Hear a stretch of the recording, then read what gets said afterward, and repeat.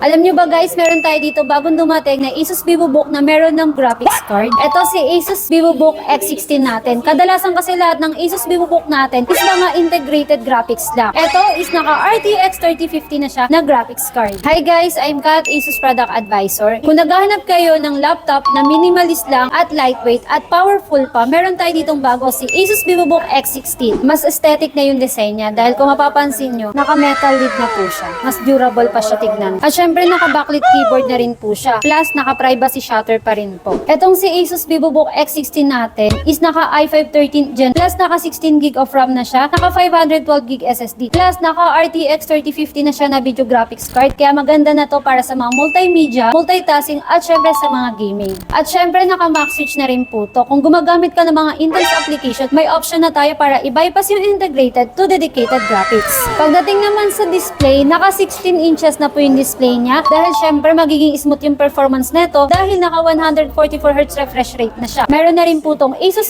iCool Plus technology na naka dual fan na para maiwasan natin yung overheating. Yung mga ganitong video card na RTX 3050, mabibili mo siya ng around 50k pero dito sa atin, mabibili mo lang siya ng around 44k. Meron na tong kasamang 3 months Xbox Gaming Pass. Plus meron na rin tong kasamang backpack. Kung interesado po kayo, visit lang po kayo dito kay Laptop Factory dahil basta laptop, Laptop Factory.